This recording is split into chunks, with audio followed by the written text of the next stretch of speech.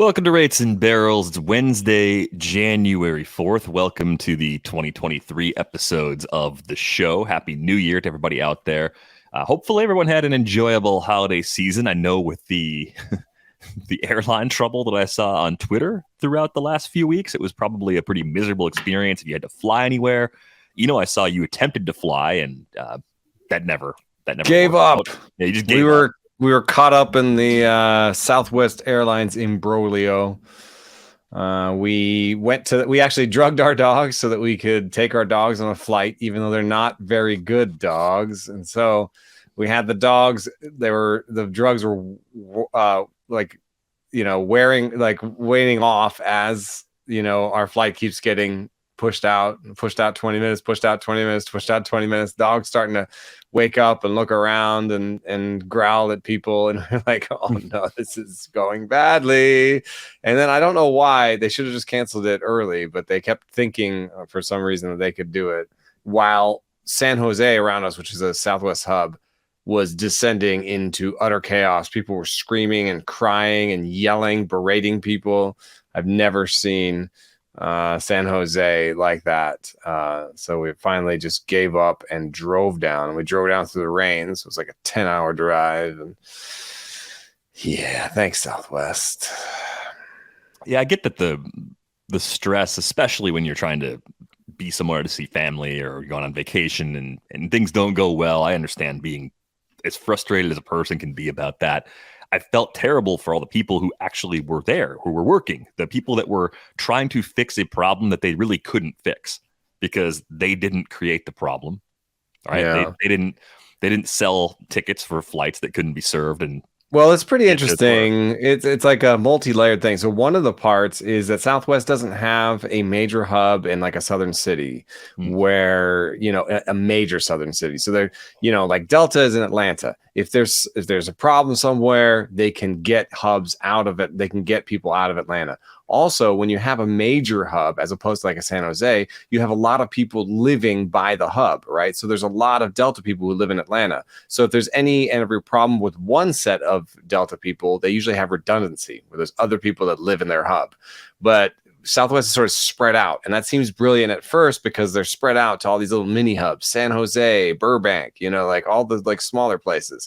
And it's really fun to fly those places because it's easier to get in and out of those airports. Like doing like literally San Jose to Burbank is like the easiest way to get down to LA. It's like you like can step into a car like when you get out of Burbank. and so they've set up these like sort of mini, they took all the second like stuff, but they also didn't invest in technology. And this is actually a lesson I think that's important for major league teams, which is that there are teams out there that have state-of-the-art communication software that houses all of their data and all of the things that they need to do to talk to each other. And those teams are going to be far out in front of teams that don't have that technology connecting all of their people in their organization. And it just means more opportunity for ideas, more opportunity for, creating new pathways, more opportunity for better coaching. All of it is wrapped up, better scouting. It's all wrapped up into that. And that's what happened to Southwest Airlines. They had a crappy old system that got overwhelmed really quickly. Like we didn't get a text notice that we were canceled. We got the guy got on the horn and told me we were canceled. And then we didn't get rescheduled. We finally got auto booked onto a flight out of San Diego, which how do they know we got down to San Diego, back up to San Francisco like yesterday. And my wife was like, you are not going to auto book me on something and then say I missed my flight. I did not miss any flights. So the booking system got overwhelmed, and I think it's sadly like there's a little bit of a story there where it's like, teams should invest in technology and not just the types of technology they're thinking, Edgertronic and this and that. Sometimes it's more simply how you communicate. And in a wonderful transition, don't let yourself be like Southwest this draft season, right? Prepare, do all the things you have to do all the research, put all the work in, and have contingency plans for every. Think about some of those softwares that are out there to help you track your draft and track your team as you're going along. Yeah. So when we last spoke, I believe Carlos Correa was in agreement on a contract with the Mets, still issue of the physical. And he's still in limbo as of now, as of Wednesday morning on the West Coast. It sounds like he's resuming talks with the Mets at this point, but I saw some item, and I wish I would love to source it, but I saw some item that like the Mets are trying to are like in communication with the commissioner's office, trying to like come up with some interesting ways to structure the contract. Right. So and I started thinking about this more from a fantasy perspective because I jumped into a draft Champions League, a 50-round no in-season pickups draft last week. So that's still going on right now. It's one of the NFBC drafts. I don't think the issue with Carlos Correa is anything in the near term. I think it's more what happens to his surgically repaired leg long term, right? Like what kinds of issues is he going to run into? Is he going to miss significant time if he needs a follow-up surgery, or if he has a follow-up surgery, how will that impact his mobility? I think those are the types of questions that are really more in play. And what I'm really curious to see is if this drags out, this new agreement drags out long enough, are people going to overreact in the 2023 draft season for a little while and actually discount him more than they should in light of this sort of uncertainty, which again seems to be more focused on years down the road as opposed to the upcoming season? Yeah, I mean, it'll be a good lineup around him. There might be a fair amount of load management, especially if they're worried about the long-term ankles. So he may only sort of slot in at 550, 600 plate appearances, and maybe like slightly dangerous in weekly lineups where they have a day off, and you think they've got like, especially if they're like on those two game slates where you're like, oh, it's Carlos Correa for 2 games or like Luis Rengifo for 4. And so you think, oh, well, it's still Carlos Correa for 2, right? And then he misses one of those games and you're like, oh man, maybe it was Rengifo for 4, So he's going to create some issues, but as the price drops, those issues become less important. Yeah, well, I'm there. I'm pretty sure because he doesn't steal bases that Carlos Correa is a little underpriced anyway relative to his contributions, and now you might get that extra level of discount. But load management also probably depends on the organization that he lands in too. Some teams care more about that than others. If he ended up the Giants probably that would have been there. Yeah, Giants would have managed him. Yeah. Other teams might say, no, we're gonna push you. Maybe in the early part of it, we'll push you more, and then later we'll do some load management stuff. So that could vary based on the final landing spot for him as well. But still in limbo, at least at this time. A trade happened since we last spoke. A really fun trade. The Blue Jays acquired Dalton Varsho from the Diamondbacks with Gabriel Moreno and Lourdes Gurriel Jr. going back to Arizona, which really kind of did a few things. It unclogged a logjam in the Arizona outfield, and it actually fixed the catching depth situation in Toronto, because when you looked at the Jays, you'd see Alejandro Kirk and Danny Jansen and Moreno, and you couldn't really find a way to get all 3 of those guys in the lineup consistently together. So probably a really good trade for both sides. Let's start with the Varsho side of this. In expectations for him landing on a better team at the very least. I mean, supporting cast difference from 2023 Jays compared to the 2022 Diamondbacks, I think the counting stats should get a pretty nice boost right off the top.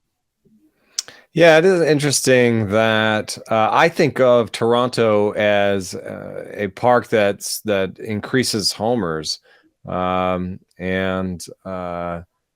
that is sort of the case. Yeah, actually, where was I looking that he should be? Yeah, I mean, I hate park factors, man. The StatCast park factor. I don't know where I was looking. I was like, what? They're like similar in home run park factors. It must be on the Fangraphs ones, but on StatCast, the Blue Jays are the 9th friendliest for home runs, and the D-backs over the last 3 years have been 25th most friendly. So it should help his home runs. It should help the runs and RBI factor. He's as fast as Randy Arozarena to first base, and Raimel Tapia, and like he's a fast guy. So even if he slows down a little bit, I think with the new rules, I know the Blue Jays didn't take off as a team last year. They were 21st in stolen bases, but it's not so far down the list that I feel like they won't take off. You know what I mean? I feel like they'll engineer it up, and Varsho will get 15 to 20 stolen bases. So I think I know the projections have him for almost exactly what he did last year, which would be like a 235 average. This is Steamer, 26 homers and 13 stolen bases. But I think there's some upside for 30 homers and 15 to 20 stolen bases, depending on the rules.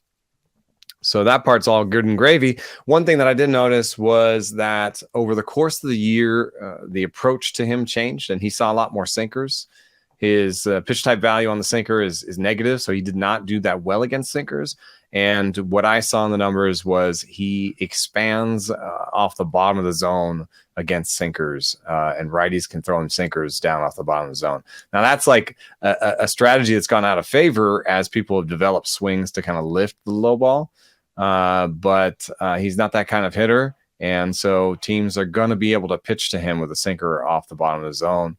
I don't know how much to worry about that, because as all this was happening over the course of the season, like his K rate was fine. I mean, it wasn't it didn't get much worse. It was held steady around 25% until the last 2 weeks, where it kind of went up, last 3 weeks. So I still think he can probably strike out around 25% of the time. And I think he's shown some adjustments. He pulled the ball a lot more last year, and barreled the ball a lot better. And he's only got 1,000 plate appearances, and he's been league average through that. But he offers defensive versatility, and I think the upside of being something like 20% better than league average with the bat. So I think it was a good trade. The D-backs, I think Moreno is probably a better offensive catcher than Kelly. And they're pretty good up the middle with Carroll and Thomas. And Gurriel gets them past any issues they might have with Thomas's development, right? If McCarthy takes a step forward, a step backward, then it can be Gurriel, Carroll, Thomas. If anybody of them takes a step backwards, then Gurriel will sort of paper over that. If they're all good, what do you think? What happens next year if they're all good? Carroll, Thomas, McCarthy, and Gurriel. Because I think Kyle Lewis is mostly a DH at this point. I think they can rely on having flexibility in the DH spot because of Lewis's injury history. Mm-hmm. I don't think they necessarily have to pencil in Kyle Lewis for more than a small side platoon role to start. And if he's healthy or other people are hurt, then he can play more. That's fine. But I think now they've got good balance on this depth chart. I like the way this kind of smooths everything out. They're pretty left-handed in that group of outfielders. I mean, Lewis is obviously a righty, but Carroll's a lefty, McCarthy's a lefty, Pavin Smith, who's still there, is a lefty. So now they've got a few more pieces that fit together on the roster. Alec Thomas, also a lefty. I think the ideal outfield for them is actually Thomas, Carroll, and McCarthy, at least against righties, with Gurriel as the DH. And then I think whoever struggles the most against same-handed pitching of that first three probably sits against the lefties. They move Gurriel into the outfield, and that's when Lewis comes in as the DH.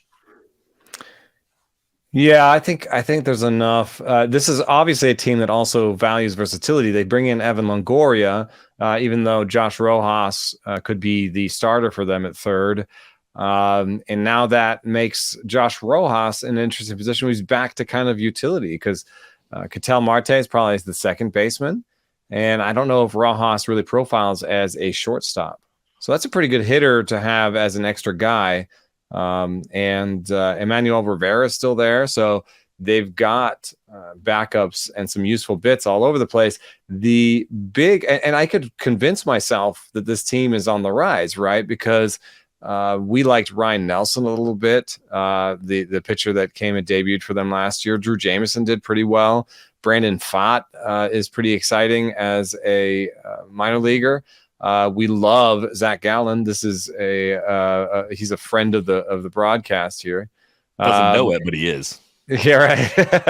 and the bullpen is like one of the last things you fix. And they've got, they had their all-star was in there, and they've got some interesting names down there. The big problem here is shortstop, and I don't believe in Nick Ahmed really as anything other than a stopgap. I don't believe in Perdomo, although you did bring up some interesting bits about Perdomo's profile in a past broadcast, and I think Jordan Lawler, and it's a lot to put on the shoulders of any one player, but for a player that hit AA and had his first real stumble last year, there's a lot on him. I think if he can go back to, he had near 150 WRC pluses coming into last year at AA.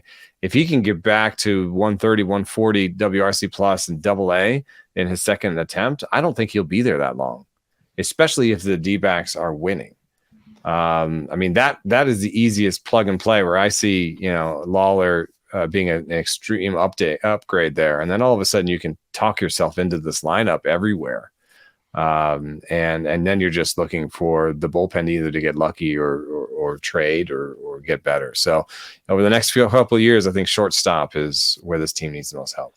Yeah, I think the plan would be for Lawler to be that guy sooner rather than later. They could stopgap it with the combination of veterans they have. At the very least, Perdomo can be a good defender there and be the 9-hitter.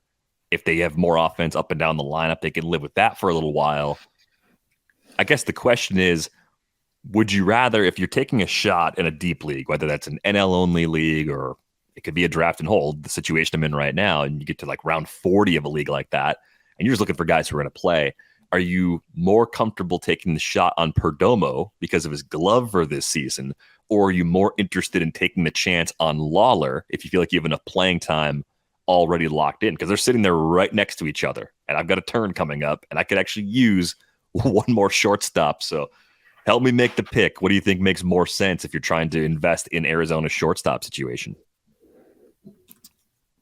Looking up Perdomo. Perdomo's defense was only above average. Not elite, but good enough to play. Yeah. Ahmed was pretty good, but I think I have to go back to 2021 to get any sort of sample. He was hurt pretty badly last year, too. Yeah, Nick Ahmed was 14th in the league in outs above average. So I think that actually does set up a bit of a problem. If you're buying Perdomo for the plate appearances because you think the glove will get him in there, what if Nick Ahmed's glove is better and neither of their bats is that great? Now you just bought nothing. Right, because Perdomo could get optioned again. Yeah. Especially if Nick Ahmed is healthy. Nick Ahmed had like a real rough time with, I think it was like some COVID plus whatever he was going on. So I think his leg. So if he just had a really good offseason, he comes back in, he looks fine, and he's the plus defender, then he's the guy that plays. So I think that's a rough situation where there's basically three guys. And I would take none of the above maybe in a DC. Unless I was like really sure that I had, two, it was my fourth shortstop. Yeah. I mean, I only allow myself in DCs like two or three prospects tops because I just want playing time. Yeah, and I've already got a little bit of a situation. I took Joey Ortiz for the Orioles as a younger shortstop that I'm hoping finds a lot of playing time. So I can't really miss on this pick. I need to be more in tune with how the depth chart's actually going to play out. I mean, it's ugly at this point in a 50-round draft, as people who haven't done it can probably imagine. If you've been in it, you've seen it. It's a mess. Yeah. Even someone like Brandon Crawford's gone. Yeah, Crawford, I think, just went last round. So, yeah. I don't know. Maybe Lennon Sosa ends up on this team. Could play a lot of second base for the White Sox because we saw Gene Segura find a team. Gene Segura is actually going to the Marlins to play third base. Not the White Sox, man. That's not what I didn't expect him to play third base anywhere, and I really thought the White Sox would be the team that made that move. Yeah, and he hasn't always shown the arm. I mean, he got moved to second, not third in the past, But they've got an opening there, I guess. They've been moving Brian Anderson off. Brian Anderson's actually not on the team anymore. That was a weird. That's been a weird career. I bet you somebody picks him up and he has another asterisk on this career, a little. But Segura and Wendell, I don't know about this team, man. I still just see too many zeros basically on offense. Who do you really believe in next year offensively? I mean, Chisholm and Segura is going to get some hits and be okay, but like you've got maybe a 2-hitter and a 3-hitter. We've talked a lot. A lead off and a second hitter. Who else? Who are your 3 through 5 on this? I think they're giving Jesus Sanchez another chance. I would assume Jorge Soler has a prominent role in the middle of the order for Thumb. Yeah. Jazz they need Garcia to come back. They're hoping for a Garcia rebound, JJ Bleday step forward, something out of Brian De La Cruz, Jesus Sanchez figuring it out. I mean, I don't like it. I think they desperately need another bat, probably 2. I think they're more likely to end up with 1. But you think, what's left? Who are they going to add that's going to make them a lot better? Unless they hook up with someone for a trade, because they've still got all that pitching depth. Going back to the deadline last year, we thought they were a team that could trade controllable pitching for an impact hitter. So maybe that's still to come, because it's early enough in January. There have been some rumors about Tristan Casas. That'd be interesting. Out of Boston for something and some sort of package, would have to be pitching, I guess. I guess I know if of all the things you could trade, if you're going to trade a young hitter, trading a young corner guy is a lot easier to part with than a middle guy. Yeah. But if you're Boston, Casas is supposed to be part of your future. Like it's another strange move that doesn't quite fit with all the other moves based on where they're sitting right now. Yeah, well, it would be another in a string of weird moves for Boston. I think at least I can make sense of the Segura training for the Marlins, in that they're trying to improve their offense. They're not going to spend a lot, and they're just going to, try, let's say Brian De La Cruz actually does have another gear. I mean, the one thing holding him back is he's got poor patience. The batted ball quality was pretty good. The athleticism is pretty good. What if he just, either gets lucky on batted balls or just takes a step forward with the patience? Then you might have a legit sort of, right now, I'd say he's sort of a 5-6 hitter, but maybe you could get him up to like a 4 hitter with a little bit of a step forward. Then you're kind of just looking for a 3 hitter still. I think like sort of Soler, Garcia are like bottom of the order, like, hit it out kind of guys for me, but maybe one of them pops and has a better season. You're just trying to get an above average offense, right? You're not looking to get a league leading offense. You're just trying to get an above average offense. You're not spending a lot. You have a lot of starting pitchers. Your bullpen's pretty good. Segura makes sense. Boston's offseason has been so weird for me. I mean, maybe Kenley Jansen's stuff plus is pretty decent. He's not as reliant on velocity as some guys. And adding him to Barnes and Schreiber, I like that. The bullpen is better now. But in the meantime, you lost an all-everything shortstop that was super important to your team, and also probably dinged your chances of extending Rafael Devers if you ever wanted to. Which means you might have 1 year left of Rafael Devers. You spent $100 million on like basically a Stephen Kwan in Yoshida, that could go either way. What is Stephen Kwan next going to be next year if he has a little bit less batted ball luck? And Enrique Hernandez is your center fielder with Christian Arroyo at second. Like, I don't know, just a lot of weird decisions for this team. They did spend some. They spent $150 million with Yoshida, Jansen, and Kluber. And Turner, $160 million. But it's a little bit like, it really does remind me, we talked about this on the 3-0 show. It does remind me a little bit of the Giants offseason, right? They bought a lot of little players and they've gotten a little better around the thing. And they were just like, just trying to be better than average at every position and, not trying to get into a $300 million contract. I get it. It sounds smart, but I still look at the team and say, are you that good? Weirdly, Story has a noodle for an arm, now he's your starting shortstop. Yeah, weirdly weak up the middle, because the catcher situation is unsettled right now too. They've got Emmanuel Valdez is sort of interesting as a stopgap at second before you get to Nick York eventually and Marcelo Mayer. It's not hopeless, but I do think those Giants comparisons are kind of appropriate because this is a team that should contend every year and should have been in on some legitimate top end replacements if they lost Bogarts. And it seemed like they were silver or bronze in all the reports of teams that fell short trying to add impact players. And the weird thing, you kind of look at what they did. They basically just got back to last year's level. I would imagine if you looked at the WAR projections going into last season compared to where they're at right now, they're probably pretty similar because they lost JD Martinez. Yeah, they added Justin Turner, but they lost JD Martinez. JD Martinez ends up with the Dodgers, which now turns the two signings into a trade effectively. Who do you think has a better season at the plate in 2023 between Justin Turner and JD Martinez now that they're switching coasts?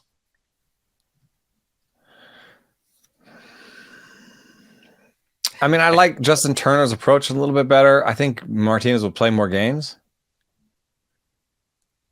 I'll pick Turner because the opposite field homer is dead. Okay. The thing I was surprised by, and speaking of park factors, was just looking at Dodger Stadium. Has a little bit more defensive value than Martinez, right? Well, yeah, for sure. But it's just, I mean, with Devers there, it's like you signed a guy who plays third. Like that's just weird. Like, why did you do that? Yeah, right. for right-handed hitters, looking at the StatCast 3-year rolling park factors, Fenway is usually in most metrics a better place to hit. The only difference is that Dodger Stadium boosts homers for righties. So it's a downgrade for everything, a slight downgrade for everything except homers, which to me is kind of an upgrade because that's part of what makes JD Martinez a good player. So I think it's a slight boost to him, better lineup around him. That helps as well. So I think I'm more interested in JD Martinez, even with limitations and perhaps a slightly higher bit of injury risk. But JD's a couple years younger than Justin Turner, too. I think in my mind, I'm quick to think that JD Martinez, because he's mostly been a DH for so long, is like 38. He's not. He's quite a bit younger than that. So yeah, that's a good point. Yeah, age. The Red Sox as a team are projected for 0.7 wins more than the Pirates. Yeah, okay. So I'm sure people are really excited about that in Boston. Yeah. I mean, like how long till we're writing stories about how smart the Giants and Red Sox were this offseason and how these other teams have $25 million millstones or whatever. I mean, it's possible. The toughest thing about all those shortstop that got all those money is that people don't usually play shortstop after 32, 33. So most of those guys are going to be at shortstop. Like Correa might not even be at shortstop next year, but like most of those guys are going to be at shortstop for 2 to 3 years on average. Right. But I guess if then you bought another 7 years of them. But if you compare it to the deals that people are thinking a lot about right now, the end of the Miguel Cabrera contract and the end of the Albert Pujols contract, where those guys were first basemen who fell off into the DH void, at least if you fall off of shortstop, you land somewhere else that still adds some value. Turner aging the best because he can play center second. Right. Even if you were a shortstop that one day had to move to left field, like, okay, that you'd probably be a good left fielder if you used to be a shortstop, as opposed to a absolute flat tire, big negative sort of defensive player that a mashing first baseman becomes over the life of a long-term deal. And that was a little bit of the reason there was a millstone around the ends of the contracts for Cabrera and Pujols. If you look at it, they were still above average in a lot of those bad seasons with the bat. It just they just had no defensive value. So, well, I mean, we'll see. It's just it's funny to me that there's like this idea of the Rays, you know, trading guys and always staying fast and loose and never really locking into anybody for too long, and you know all this. And now we've got the sort of second generation of Raysism, which is like that Rays going to the big markets. And their version of it is, I'm not going to get locked down to the long-term contracts. I'm going to spend $32 million for 2 years of Michael Conforto, or, I'm going to spend $32 million for 2 years of Mitch Haniger. I'm going to win all the mid-level free agents because I have money now and I can buy these guys and get better. But we're also going to stay out of the pool for the very top. It's also, then you throw in the weirdness that the Giants did actually, get so close that they were actually about to sign Correa. Plate in the ankle, I guess. Right. And compared to when we first started talking about the Giants not getting that deal done, it seems like everyone's in this new position of, they were being honest. It was something in the medicals. It wasn't ownership cold feet or something else that led to this. It's awfully a big deal, especially to Cohen, who seems to be throwing money around like he doesn't care, for him to be like, we need to talk about this. So, right. Something actually is there. So a few of us, maybe even in me and a few other folks, we owe apologies to the Giants because there is something going on there.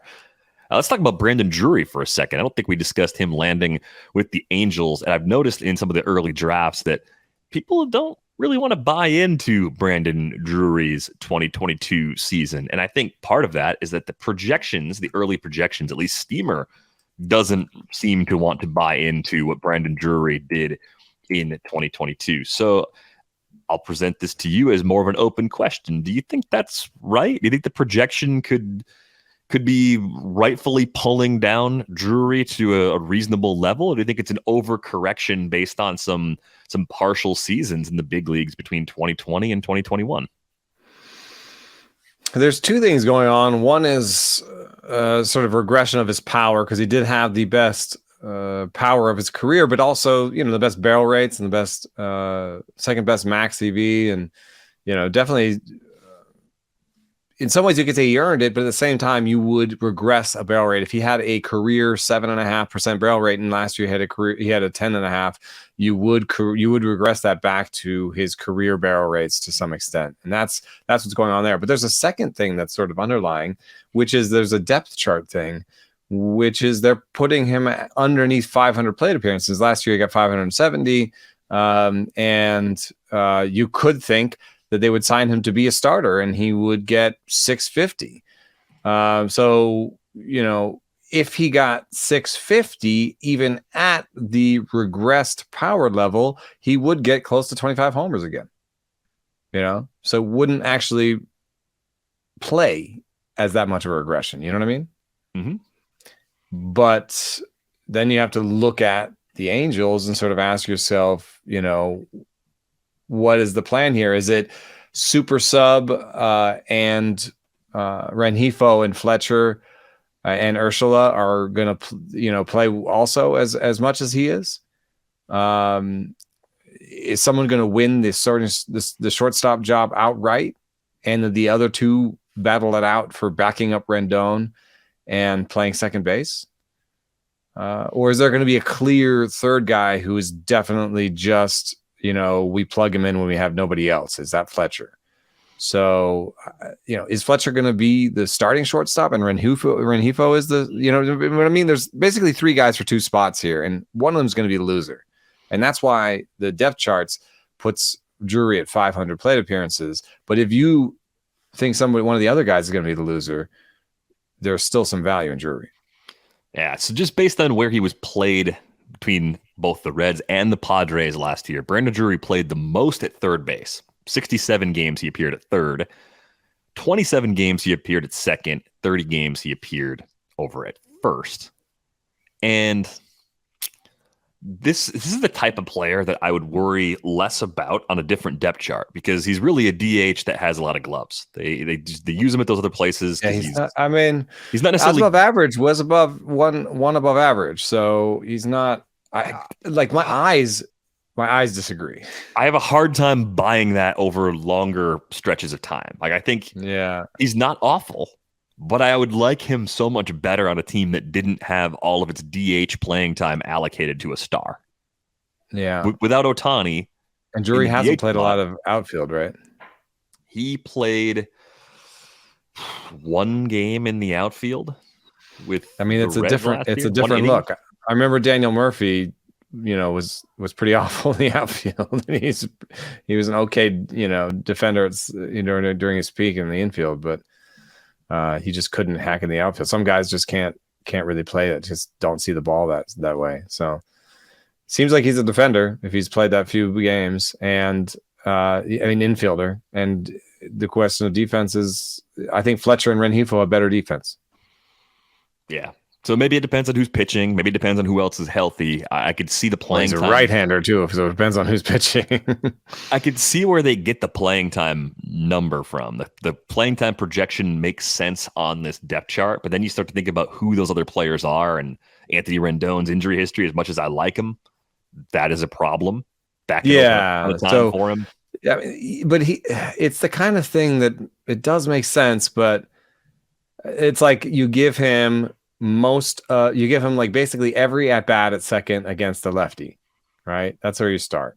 Yep. And then he backs up Rendon at third. And then he might get some at DH. That's where he's listed on the depth chart. Yeah, I would think even there's a chance that if Rendon's hurt, Drury just plays first because Urshela slides over to the other. I think Urshela's the better defender at third. Yeah, Urshela is the second guy on the shortstop depth chart. So then it also depends on the health of Jared Walsh at first base. Walsh is a lefty, Urshela and Drury thoracic outlet surgery.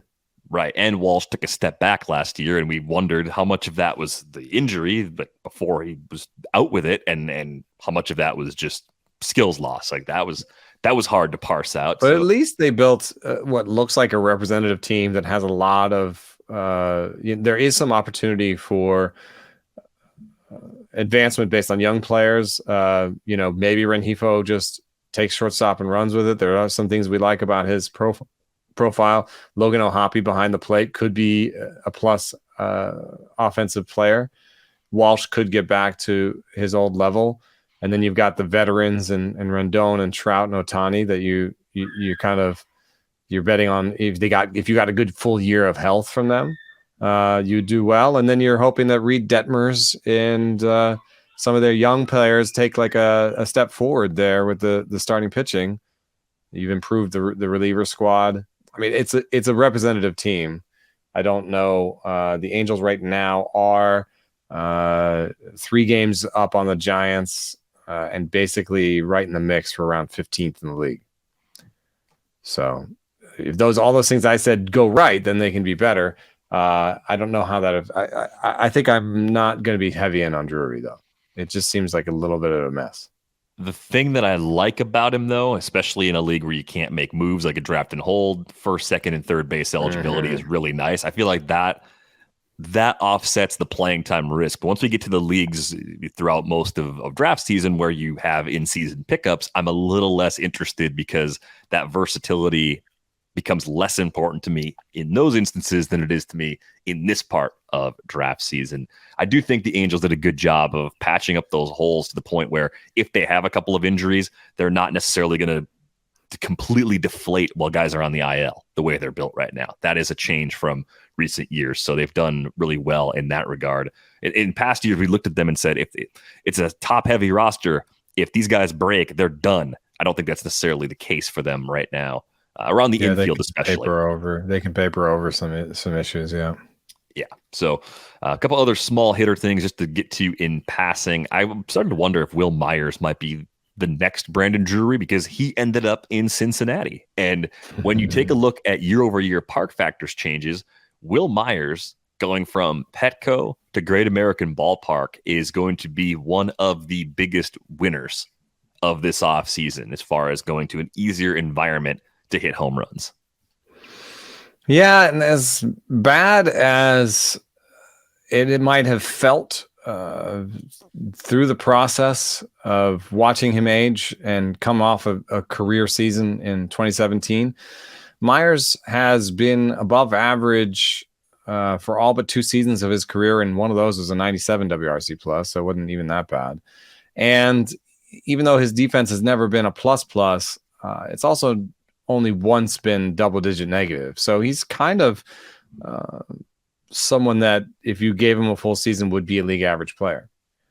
And so I do think he'll find a place to play. Where is that place? Where have you got him playing? I think he's going to play entirely in the outfield. Yeah, they're a train wreck on their depth chart right now. Until the young guys are ready, there's no one pushing him off of the spot. I think they have 3 waiver claims in left field. Is that 3? Wasn't TJ Friedel a waiver claim? I'd have to look that one up. Nick Solak's out there. He's the other big Park Factors winner, by the way. Friedel came up through their organization. They do have 3 waiver claims behind Friedel. They have Friedel, Stuart Fairchild, Jake Fraley, and that might have been a trade. Matt Reynolds, is he a waiver claim or a minor league free agent? Jake Fraley might have been a trade. Fraley, I think, came back in the Castillo deal, didn't he? Yeah, and then Nick Solak. Anyway, it's a mess. It's a mess.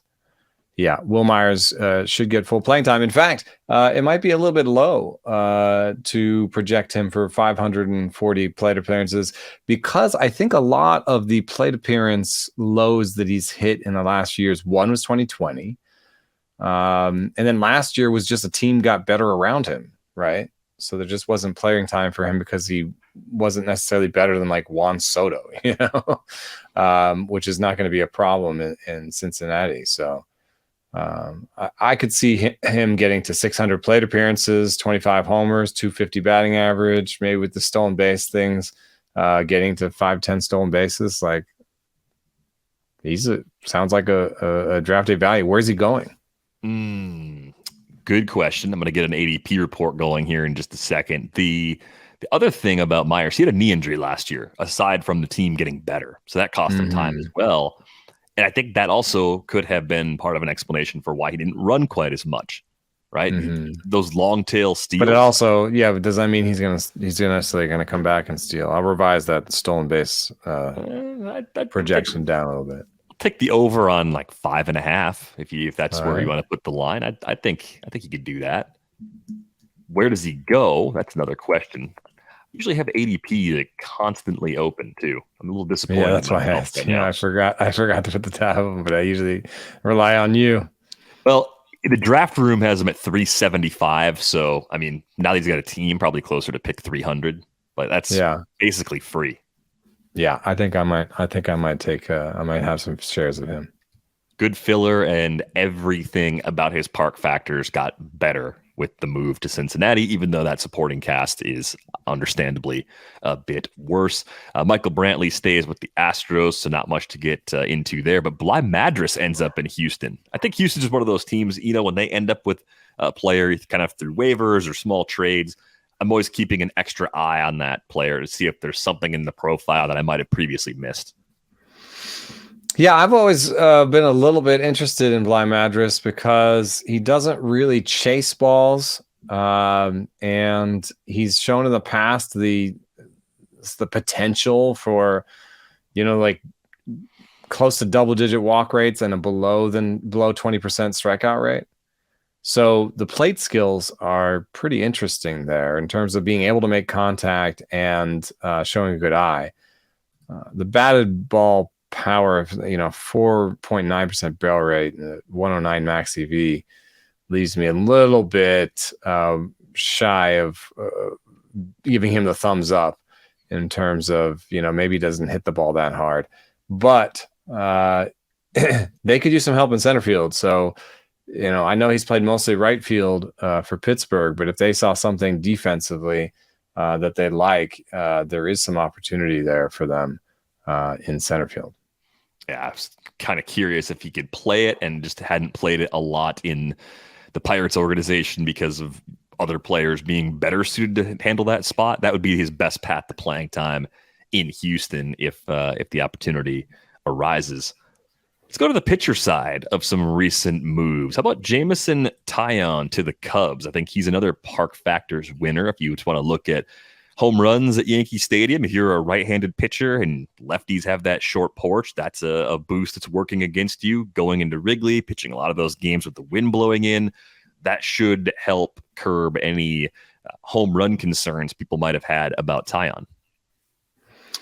Yeah, and he's kind of he's an interesting guy where he's basically by Stuff Plus got four seam, change, curve, cutter, and slider that are all average or a little bit better with stuff. And he can really command the four seam, the curve, and the slider. So he's got a lot of pitches he can command. He can a lot of pitches that have pretty good stuff, and a lot of pitches he can command. I do think that there's the opportunity to maybe tweak the mix, maybe throw the sinker less, or throw the four seam less, but become a truly sort of hard to predict pitcher, where he's a little bit like an upscale Ross Stripling. Where he throws everything 20% of the time, kind of a deal. But that might be damning him with faint praise. But the factors got better, and he's in a good position there to take advantage. I think he'll be a good pitcher. One question is he's fairly extensive injury history, so I don't know how many innings you want to project for him. Yeah, I do like this fit. I think where he's going in drafts, he's being treated sort of like an SP4, SP5 in a 15-team league. He's fine in that range. Might even be a little better than that when the dust clears. ADP kind of in that post-pick 200 range, even close to 250 in a lot of instances. Should have at least a good whip. Could have a better ERA with the Cubs than he had with the Yankees, too, because of those park changes. I like that he does have that deep arsenal, too. And we've talked about this a lot over the years, is a trait that helps a pitcher age a little more gracefully if they don't have premium velocity, is having that deep arsenal of pitches they can use to really keep hitters off balance. Nathan Eovaldi ends up with the Rangers. And it seems like the Rangers are embracing risk at all price points now with that pitching staff, with Eovaldi joining Jacob deGrom and Andrew Heaney at the top three of a completely rebuilt rotation. Yeah, Eovaldi is really interesting because he had one of the better stuff pluses overall among free agents. Free agent starters, of course, started with Jake deGrom, and then Eovaldi slotted in right behind Carlos Rodon among starting pitchers in terms of stuff plus. Hiding in there was a little bit of an issue, where over the course of the year he lost about 2 ticks on the fastball. And in fact, even his stuff plus showed that he had basically around a 90 stuff plus on the fastball, for the last few starts. And it was a 96 on the year. So his four-seam fastball is getting soft, and it got worse over the course of the season. I would be interested. They also, though, got him on a pretty short-term, not expensive deal. Like, if you think about it, you can have Corey Kluber for, like, what was it, 10 or 11 million, or Nate Eovaldi for 2 times 16. Yeah, I'd take an Eovaldi. Even with all the risk, it's a 2-year deal. It's short, and I think he can be better if he is healthy. 2-year 34 to 2 and 17. So I think it was a good risk. I think it was a good one to do. He's been throwing the four seamer less, over the course of his career, but he did not throw it his career least last year, so he could throw it even less. And I think that might be a good idea. It's also interesting just comparing his contract to Jameson Taillon, who we just talked about. 4 for $68 for Taillon was the commitment the Cubs had to make. Taillon's 31. Maybe the injury history, because it's not all arm injuries for Taillon, maybe it's a little less problematic than it is for Eovaldi. But in terms of where they're going in drafts right now, they're in the exact same range. So I'm curious, who do you like better for 2023 only between Taillon and Eovaldi? I'm biased towards stuff plus. Eovaldi had a better stuff plus, even their fastball stuff plus. Right now, we're just starting the process of creating stuff plus pitcher projections, overall pitcher projections that are powered by stuff plus and location plus, pitching plus. And I have an inkling that maybe fastball stuff plus is a little bit stickier year to year than anything else, and maybe a little bit more important year to year. These guys have equal fastball stuff plus. Eovaldi has better other pitches, by Stuff Plus, has shown better locations in the past. They're both good on locations. And I think Eovaldi has the better use case in that I know without looking at the weather format that his home situation is going to be a good one in terms of his home park. I think that is a better situation than having to like figure out if Wrigley's going to play pitching friendly or hitting friendly today. You know what I mean? Yeah, in weekly leagues, you don't know necessarily what's going to happen. If you're setting your lineup on Monday and the start's coming Wednesday, Thursday, Friday, you get a forecast, but it's wind. It tends to change a little bit day of. So I could see that being the case. I would rather not pitch both of these. Both of these guys are in that sort of territory where I'd rather not have to pitch them every game they pitch. I think if there was one that I had to use all the time, I think I'd rather use Eovaldi all the time. I think by a small margin. But do you agree that you might? Yeah. The projections are better. The stuff is better. I agree. Yeah, more Ks. If I had to pick one, and it's interesting in that he'll probably be good or injured, right? Which sometimes is easier to deal with, like especially in certain leagues, like maybe an AL only, where you do want the innings, but someone who is bad and gonna pitch all year is less valuable than someone who's going to be good or injured. You know what I mean? Right, you get a replacement for the injured player, but you keep using the guy who's struggling because the replacement doesn't stand out in a mono league, especially. Jeff Zimmerman produced a table today on Twitter that was sort of his book, The Process, is out again, and it's a really excellent book. And in the process of that, he showed players that are on winning teams, but today he tweeted out players that were on losing teams last year, the players that were on the most losing teams last year. And Jose Barrios and Lucas Giolito were up there. And that's who I think of when I'm like, oh man, if a guy is like bad, but in all season. Oh, and it's like, worse. The earlier you drafted that player, the more likely you are to keep believing, he's going to turn it around. Yeah, he's just bad luck. And I have told myself that story before. I'm not saying this is a mistake that only other people make. I find it really difficult to accept being wrong with early picks, especially. If somebody took in the first 6-7 rounds is just not the same person you expect them to be. You don't recognize that in April. You might by July go, oh, okay, it's been half a season. His actual team seems legitimately worried about him now. Now I can maybe bench him, but you just absorb 15 to 20 starts of someone. Yeah, and that's actually a little bit of why I like Eovaldi a little bit better, because both these guys may not be the kind of guys that stay on your roster all season. Like they're getting drafted in that part. There's a part of your draft where those guys have like a 30% chance of making it to the end of the season on your roster. You know what I mean? That's we're not drafting these guys up at the top. We're drafting to the place where you're lucky if they make it to the end of the season on your roster. And so which one of these two is going to do something early that you can say, I don't like? Eovaldi. He's either going to come out throwing 93s and you go, ooh, 93s and 92s. See you later.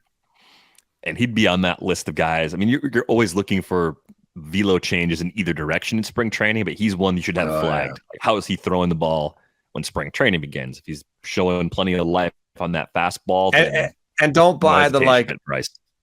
Oh, he's throwing 96 today. Oh, he threw one inning and topped out at 96. No, yeah, you're looking for outings where it's multiple innings. You need more than one inning. Yeah. Very good point. The other things that started to happen were on the relief side. Craig Kimbrel goes to Philadelphia, and I chickened out. I looked at the model. I was going to pick him in that DC as my second closer, probably sometime in the round, 14, 15 range. I'll see where he actually went. And I couldn't do it, So tell me why it can work for Craig Kimbrel in Philadelphia. Tell me how he might actually ease the late inning concerns of Phillies fans.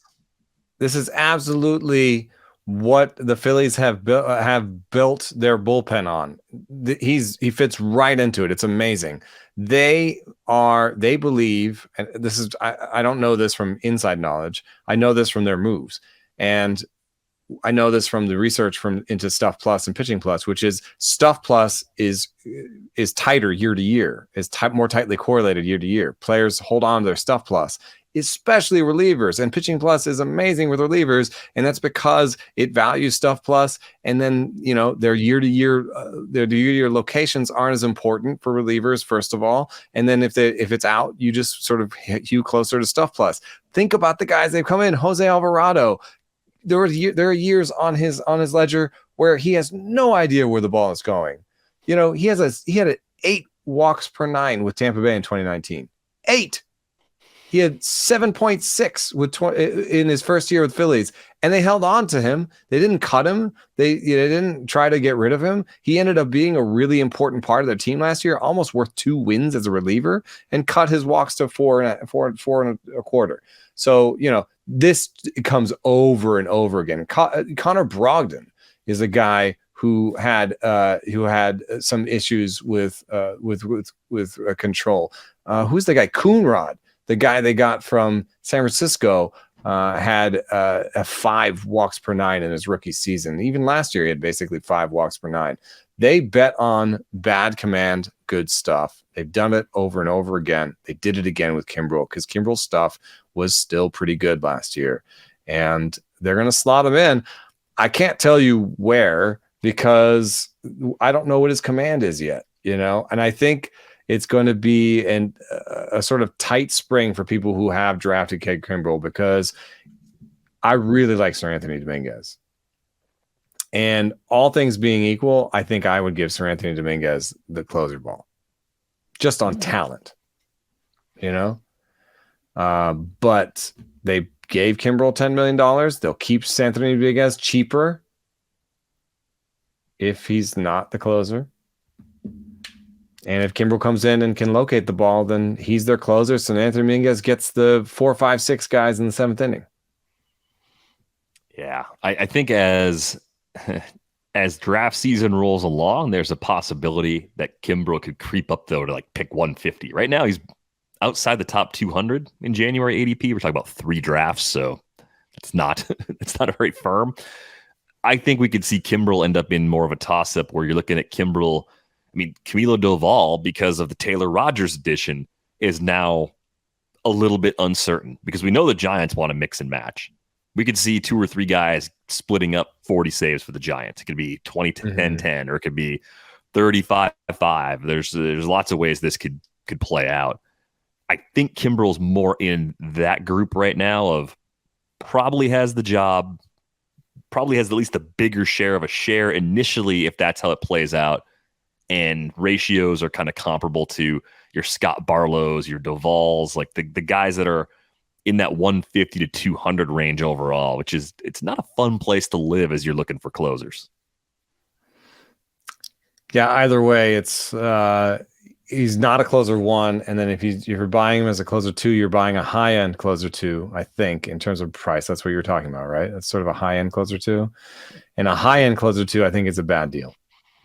Right. So maybe fine right now, but if that price keeps ticking up, yikes. Yeah. I want the back end of each closer tier. I want to get a top closer, and I don't think Kimbrel's not it. He's my closer 1. I'm really in trouble. But if I got on my closer 2, I feel like I might have overspent on my closer 2. What's your interest level in Taylor Rogers right now? Because I think people like Doval enough where Rogers could fit the description of being back of that tier. I think Doval gets priced up. Rogers still lags a little bit behind. I think of Rogers as I think of Rogers as a tier below, because Doval was kind of the closer all year. Yeah, and he looks good. I think nobody in Philadelphia was the closer all year. There's no incumbent. So if we were going to say at least 2 guys getting the bulk of the saves, you'd put Doval kind of in the top bucket, 20 plus saves. Maybe Taylor Rogers is the number 2 option with 8 to 10. That's more more along the lines of how you'd project him I would right love now? to get Taylor Rogers as my third closer. As a third. All right. Yeah, that might be reasonable for now. Because I think if you look at the January drafts, pick 280, that's more like a closer 3. Doable in that price range. It makes their bullpen better. I do like Taylor Rogers. I think he's coming off of a disappointing season. Kind of a fun story that he's now teammates with his twin brother, Tyler. The twins that have nothing similar, opposite hands, totally different deliveries, very strange. Cool that they're going to be in the same clubhouse now all season. 2 other pitchers just throwing at you real quick. Drew Rucinski, who's now with the A's, and then Michael Givens, who's been reunited with the Orioles. Givens is kind of an easy one because as long as Felix Bautista is healthy, that dude's the closer. Like that one's already decided. But how do you see Rucinski kind of fitting in with Oakland? I did best pitches of the year, and Felix Bautista had the number 1 four-seam fastball and the number 1 split finger. I lumped split fingers into the changeup. So basically the number 1 changeup and the number 1 four-seam fastball. So yes, I believe in Felix Bautista. Rucinski, the story in the past that I've heard from guys like Ryan Vogelsong was that there's sometimes a tougher strike zone for foreigners in these leagues in Japan and Korea. And so it really hones your walk rate. And I think Rucinski in the past had some pretty good walk rates, but it was struggling. He was struggling a little bit in the major leagues with average to worse than average walk rates. If he comes back with the ability to strike out 8 guys per 9 and keep the walk rate under 2 per 9, I could see him being a value member of that starting rotation. And no matter what, Oakland is a great place to pitch. And so I really like him as an end game guy, where I've looked at the schedule and he's probably going to start at home, in the first couple of weeks, and I can decide if he's going to stay on the roster as a guy who plays for me at home, like Cole Irvin or Paul Blackburn, who were not great pitchers themselves, who gave a lot of people great value last year. So Rucinski could totally be someone who, slides into that kind of bucket. Yeah, and they could slide out. So I'm not spending a lot on Irvin or Blackburn either. Yeah, I'm looking at their rotation right now where I see Irvin and Blackburn starting the year in the rotation. They've got their spots. Waldichuk probably has the inside track to be in that starting 5. Kyle Muller has nothing left to prove at AAA, so I would think he's at least a legitimate contender, if not already penciled into a spot. And then you've got Rucinski and JP Sears, James Kaprielian if healthy, Tarnock, all those guys initially fighting for that 5th spot, but all it takes is an injury to open another spot or just someone underperforming, and we're talking about relievers. You also have to think about options and team sort of dynamics. So I actually think Kyle Muller could easily end up in the minor leagues, because you just say, we want to work with you. We have some things we want to work with you on. You have an option left, right? Mm-hmm. Rucinski, I don't think is going to come in with an option. You know what I mean? I would assume he's out he of has options. To play in the major leagues. Yeah. I think he has to play in the major leagues. So I think that means Rucinski's got the inside track for, I don't know, the 4th spot. It goes Irvin, Blackburn, Kaprielian, Rucinski, and then Waldichuk, Muller, and Sears all have options. So those guys are all pitching for the 5th spot in spring. That's the group that I want to see, all the young starters. I want to see all the you'd rather all the guys they've been trading for. Bring all those guys in.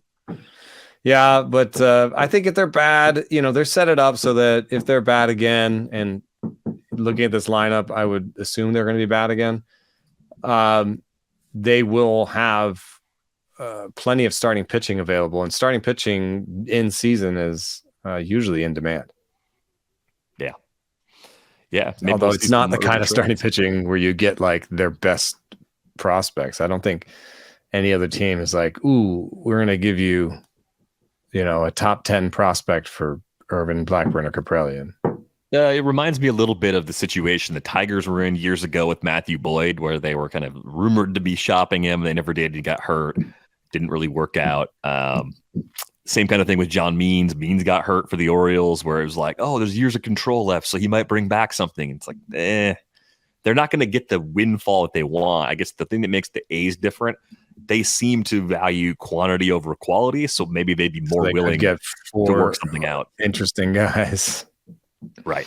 You just keep loading up. But 4 interesting guys is how you end up with like Jordan Diaz and I like Jordan Diaz. He needs to hit the ball harder, but I like Jordan Diaz.